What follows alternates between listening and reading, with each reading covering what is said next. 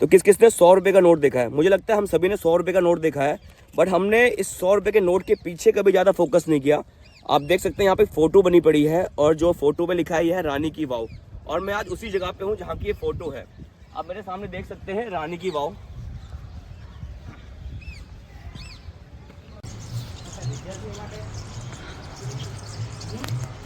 तो मैंने 40 रुपये का टिकट ले लिया है रानी की वाव देखने के लिए, और टिकट लेके अब मैं एंट्री करूँगा कॉम्प्लेक्स में जहाँ पे रानी की वाव है।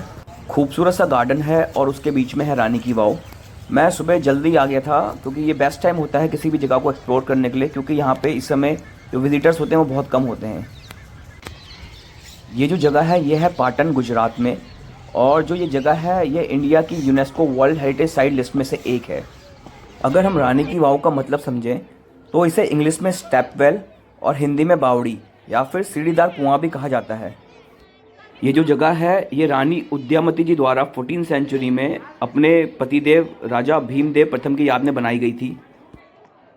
इस बावड़ी में 7 मंजिल हैं, और ये बावड़ी 64 मीटर लंबी, 20 मीटर चौड़ी और 27 मीटर गहरी है।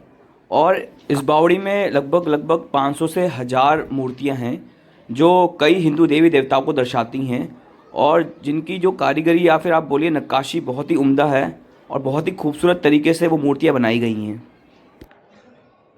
और कहा यह भी जाता है कि इस बावड़ी के बेसमेंट में एक सुरंग है जो लगभग 30 किलोमीटर लंबी है, और जो पाटड़ के सिद्धपुर में जाकर निकलती है, जिसको राजा किसी युद्ध के समय इस्तेमाल कर सकते थे और वहाँ से निकल के वो सिद्धपुर पहुँच सकते थे। जो ये बावड़ी है या फिर कुआं है, इसका मुख्य रूप से जो इस्तेमाल था वो जो पानी है उसको स्टोर करने के लिए किया जाता था। ये जो जगह है ये बहुत समय से मिट्टी के नीचे दबी पड़ी थी। कहा जाता है कि जो ये बावड़ी है ये सरस्वती नदी के किनारे बनाई गई थी, और सरस्वती नदी ने जब अपना रास्ता बदला तो यहाँ पे बहुत बड़ा फ्लड आया, बाढ़ आई, जिसकी वजह से ये जगह दब गई। कहा ऐसा भी जाता है कि इस जगह को जो सोलंकी राजा थे उन्होंने मिट्टी से दबा दिया था मुगलों से बचाने के लिए। फिर अराउंड 1980s में आर्कियोलॉजिकल सर्वे ऑफ इंडिया ने इस जगह को रीडिस्कवर किया, और जब उन्होंने इस जगह को एक्सकेवेट करना स्टार्ट किया तो जो जगह थी अपनी प्रिस्टीन कंडीशन में मिली। इस बावड़ी के अंदर चैम्बर्स भी बनाए गए हैं जहाँ पे कहते हैं कि जो रॉयल फैमिलीज थी वो आराम करती थी गर्मी के समय में, और कहा जाता है कि जो बावड़ी है इसके चारों ओर मेडिसिनल प्लांट्स लगाए गए थे।